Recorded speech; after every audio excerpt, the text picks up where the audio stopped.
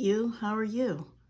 I wanted to share my 3D Grannysquare obsession with you and show you how I put the squares together. So I'm working on a vest for someone, and I'm just putting my rows together so that I can assemble the vest.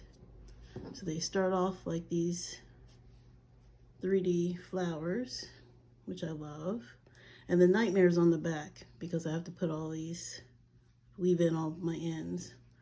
But in the meantime, I'm going to show you how I connect them. And this time I'm using a sew-in. Sometimes I do a crochet, but this time I'm sewing it in. So some of the things that I use are this fusion glue, and that's so that the ends don't come out when you're laundering the fabric. I use two stitch markers to hold the pieces together so that they stay in place while I'm sewing. Obviously a yarn needle and scissors. So let me show you how I do this. So with every square that I make, I leave a long end on the last part, usually between 15 and 25 inches, depending on the size of the square that I'm using. So since this is a relatively short piece, I'd say probably about 10 inches, 10 to 15 inches is okay.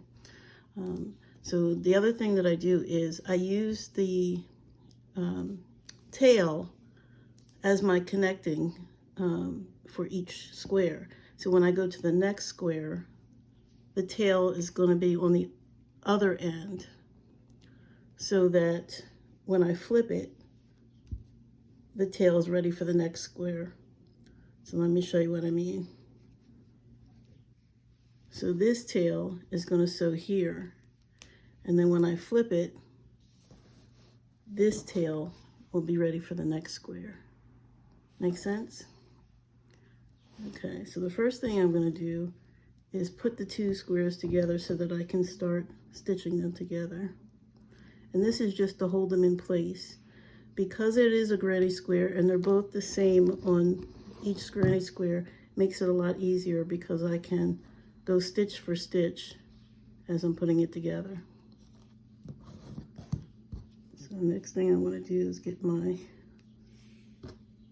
yarn threaded into my needle. Too many pieces of yarn there. So I'm going to thread that. And just for my sake, because I'm right-handed, I like to turn the piece over so that I'm going up the piece instead of coming down. Okay, so then what I'm going to do is match stitch for stitch, and I start off with the chain one space, which is the corner of the piece, and I just anchor that like that. I'm going to do two.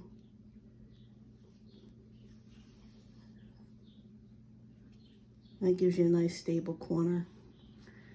Then I'm going to look for my stitches, and like I said, go stitch for stitch on each side, and just do a nice whip stitch to hold them together.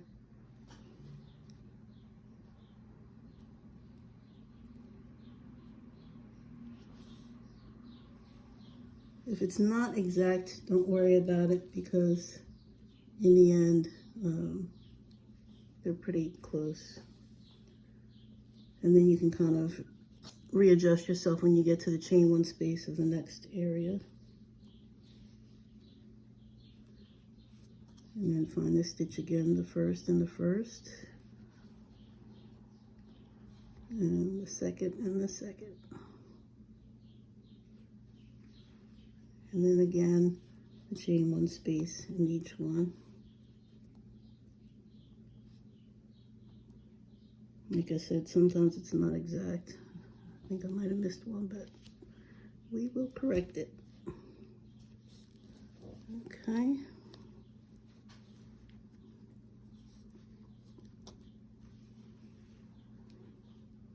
It just makes it easier if it's stitched for stitch. Then you don't have to worry about it looking wonky at the end.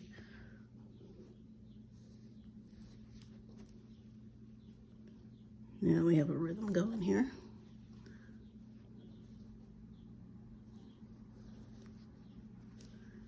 And what I use the fusion glue for is so that the stitches don't come out when you weave in the end and after you launder it.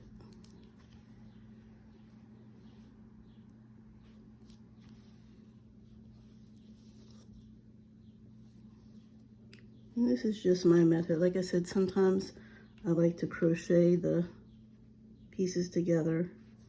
This is a 3-ply yarn, so I find that stitching it together to me gives it a little more security, because with the 3-ply yarn, the yarn is obviously thinner than the 4-ply. If I was using a 4-ply, I would crochet it together. Just makes it a little sturdier. All right, so we're coming up to the end here. And when I get to the chain 1 space, again, I'm going to just anchor it with a little bit of a knot at the end. And do that twice. Then I remove my stitch marker and weave in my end.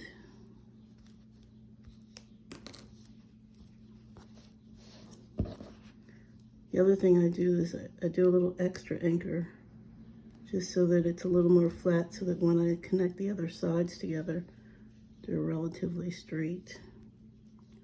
Okay, so then I'm going to take my needle. I pull it almost all the way through, and then I take the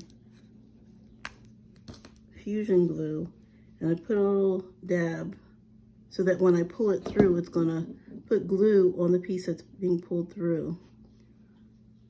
And that will help keep it in place. And I do that maybe 2 or 3 times.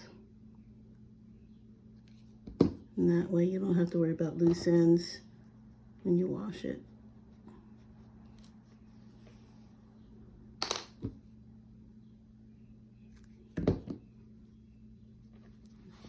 Okay, and then I just snip the end. And there you go. And like I said, the tail is ready for the next one. I love the way these come out. What do you think?